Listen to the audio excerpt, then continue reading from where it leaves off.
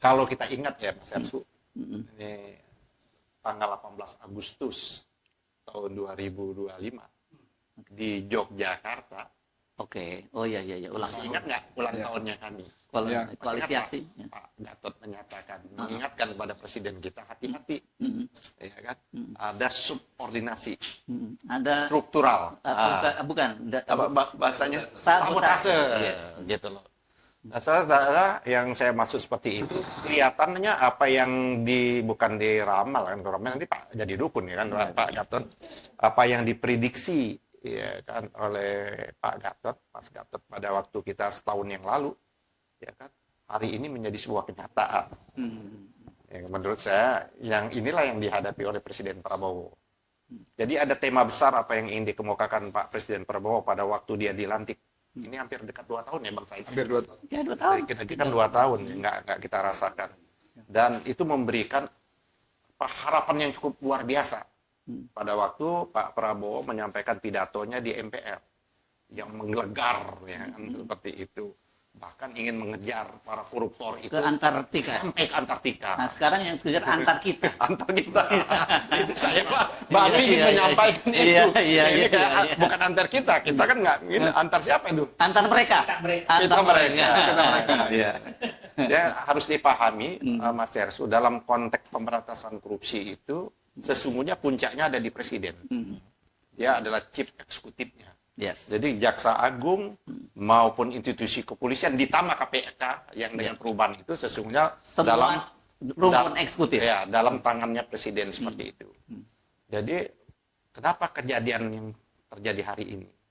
Apakah tidak menjawab kejadian hari ini apa yang dikemukakan oleh Pak Gatot? Gawat ini, gawat. Iya. Kalau kata orang Jawa, Pak Gatot itu berarti idu geni. Kenapa? Udah jadi bahaya ini. Yang dipukul langsung itu sesungguhnya bukan institusi Kejaksaan Agung. Ya.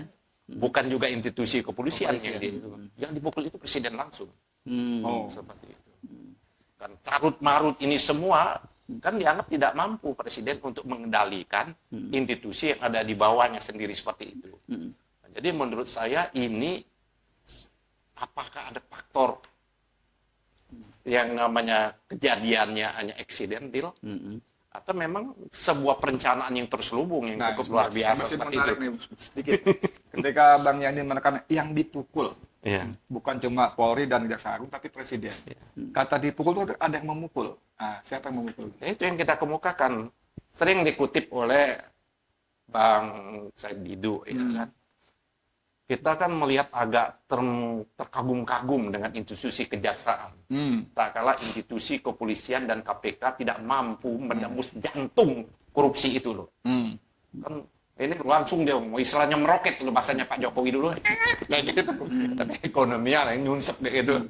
Nah, kalau itu kan sen kanan belok kiri. Iya. Abang yang salah, bukan Pak Jokowi.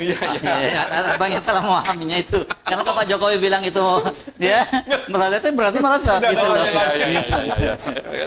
Oke, lanjut. Yang seperti itu kita kagum kan tidak ada yang tidak tersentuh kasus yang cukup besar. Ya kan kasus Pertamina. Iya, Raja Halid tuh. Yang orang yang tidak mungkin disentuh. Disentuh, Pak. Kasus apa lagi yang namanya Timah disentuh, pajak disentuh, semua kasus-kasus korupsi yang harusnya ditangani oleh KPK, nggak ditangani KPK, ditangankan oleh kejaksaan. Gitu. Jadi menurut saya luar biasa. Dan Pak Prabowo kan selalu juga, nah ini saya nggak tahu nih apa strategi, setiap ada isu tentang penggantian Jaksa Agung, selalu dipamerkan hasil sitaan-sitaan gitu. Gitu kan uangnya, kita nggak tahu uang dari mana seperti itu kan. Apa uang itu dipinjam dari bank, ya kan? Tidak tahu kan. Jadi isu itu hilang lagi dengan dibawalah, di-entertain lah kalau bahasa itu. Presiden di-entertain oleh penegak hukum seperti itu. Presiden kan begitu bersemangat seperti itu. Nah menurut saya ini memang suatu yang harus kita investigasi lebih lanjut, siapa aktor di balik ini yang memainkan ini semua ini. Nah, kalau tesisnya Bang Said, saya selalu ikutin ini para oligarki lagi melakukan perlawanan balik kayak gitu. SOP. Ya kan perlawanan balik yang macam-macam, mereka kan memang terganggu.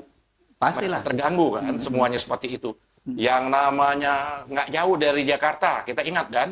Yang namanya PIX 2. Ya. Tapi kan lambat laun menjadi redup.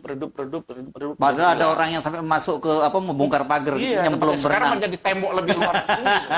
Nah, yang saya maksudkan Iya. itu Iya. jangan sampai keinginan presiden yang luar biasa tapi di ujungnya menjadi hampa kayak gitu loh. Kalau istilah kampung halaman saya, kalau mendekati bulan puasa itu ada yang memeriam bambu. Suaranya Kencang suara. Kencangnya menggelegar suaranya tapi lalat pun nggak mati kayak gitu loh. Iya. Oke. Dan dia nggak suka. Nah, jadi kembali lagi pada konflik kedua lembagaan ini menurut saya segampang. Kalau memang presiden mau betul, ya sudah. Ini orang sudah lebih juga kok, udah mendapat bonus, udah 7 tahun memimpin Kejaksaan Agung, Kapolri udah 6 tahun yang menurut nih kita tagih nih Bang Said dengan Mas Hersu. Kenapa, Waktu bertemu presiden kan minggu depan diganti ya. Saya semangat dong deh, yang namanya informasi A1 dari Bang Said kan. Tapi minggu depannya kan bisa tahun 2027. Nah, jadi ada problem. Jadi menurut saya Mas Hersu, problem Pak Prabowo ini disabotase betul dalam proses yang namanya pemberantasan korupsi. Oke. Ya. Jadi proses institusinya yang dan masalah-masalah yang ditangani yang cukup besar. Itu yang pertama. Yang kedua, secara substansi kita juga tidak pernah tahu berapa sesungguhnya kayak kasus timah itu. Berapa triliun nih sesungguhnya. Tapi kalau dia hadirkan di pengadilan, kok tidak sesuai dengan apa yang dikemukakan di awal. Kasus Pertamina juga seperti itu. Mulai terjadi macam-macam. Di pengadilan direduksi urusan sewa menyewa yang namanya di Cilegon seperti itu. Tidak masuk ke substansi yang betul-betul merongrong kewibawaan ekonomi kita. Kalau MBG? Nah, MBG juga seperti itu, Pak. Kan sudah banyak seperti itu. Kalau saya pribadi dan kawan-kawan, kita setuju yang namanya MBG sebagai program. Ya. Tapi tata kelolanya menjadi masalah. Ya, betul. Belum lagi pelanggaran dianggap ada pelanggaran-pelanggaran undang-undang tentang perimbangan pusat dan daerah. Mana wilayah pusat, mana daerah. Apakah MBG ini masuk wilayahnya pusat? Kalau dari undang-undang dibaca, dia masuk wilayahnya daerah.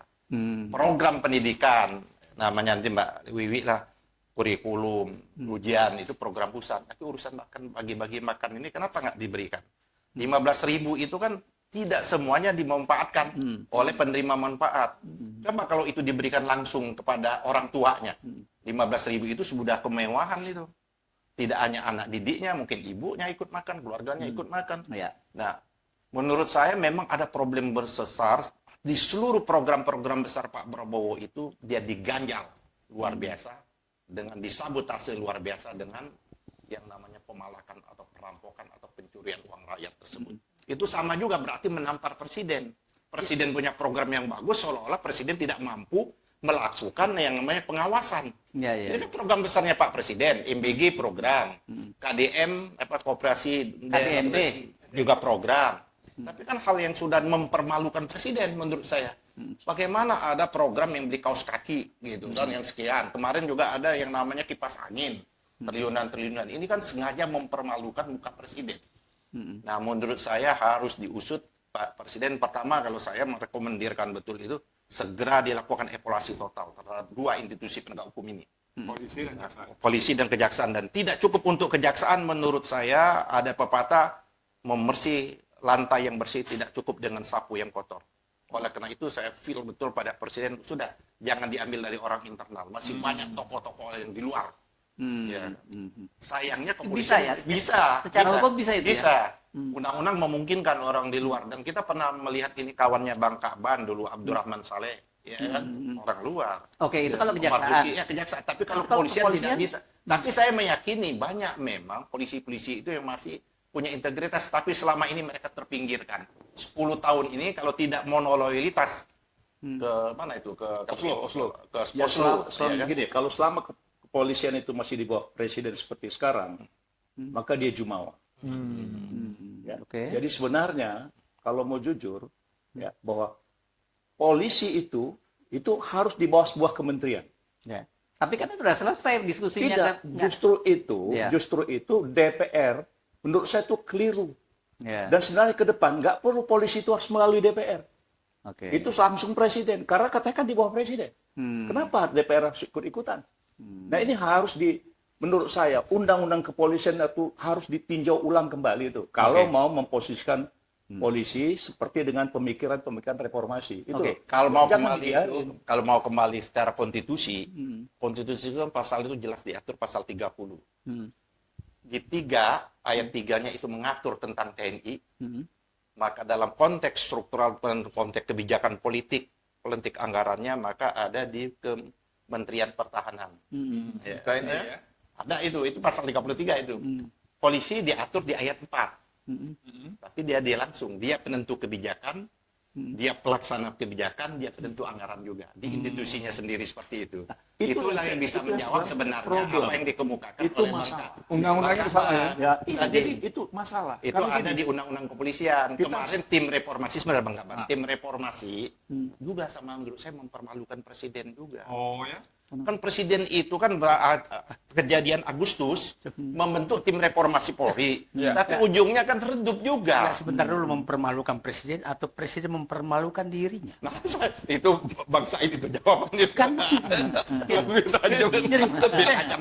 Ini ngeri-ngeri sedap nih Bang Said. Enggak, saya mau kaitkan aja. Yang semangat sekali membentuk tim reformasi presiden. Ya, betul. Yang menuntut tim reformasi presiden. Menunjuk orang dia juga. Dia juga yang menunjuk. Yang menguasai DPR presiden juga. Iya. Terus siapa mempermalukan? Jadi menurut Bang tapi Said, persoalannya Dia mempermalukan ya, dirinya. masalahnya dari segi prosedur, Bang Said. Dari prosedur. Kalau betul-betul DPR itu ada pendukung presiden, tapi kenapa akhirnya tidak seperti apa yang diinginkan oleh presiden? Nah, pertanyaan kita, apakah betul keinginan presiden dia kemukakan atau yang dilewat bawa meja ke DPR? Itulah problem. Nah, itulah. Jadi maksud saya hati-hati, jangan sampai kita salah. Oh, Bahwa jadi bukan orang mempermalukan, bukan, tapi mempermalukan dirinya karena semua di bawah kontrol dia, tapi Iya. dia tidak bisa mempengaruhi yang dikontrol itu sesuai dengan keinginan dia yang dikemukakan. Gitu loh. Oke, Dere. Kembali ya, ini karena Bang yang kita minta bicara Bang ini, yang lain penanggap aja. Jangan nyerah ya, coba jelasin lah lebih lanjut. saya dasar betul yang tadi. Saya baru Langsung menyatakan. terpukul Bang ya. Agak terpangas saya. Gitu. Saya kan menyatakan ternyata mempermalukan diri sendiri. Itu Bang Said yang ngomong itu. Iya. Tapi memang problemnya kalau kita kembali lagi pada konstitusi kita, ya kan memang chief eksekutif itu ada di presiden. Yes. Saya mendengar ini mungkin dalam waktu dekat presiden mau ngambil tindakan tegas Bang Said. Contoh nih informasi. Ini nanti Bang Said sila cek bahwa ada salah satu lah petinggi petinggi partai yang sekaligus juga menteri ya kan. Kabar-kabarnya, konon kabar berita angin, surat dari kejaksaan sudah izin ke presiden untuk memeriksa si orang ini, menteri ini. Tapi kabarnya belum sampai ke meja presiden. Memang gimana Bang Said? Bang Said kan nama di pemerintahan, itu gimana caranya? Kenapa? Surat Kalau dulu kan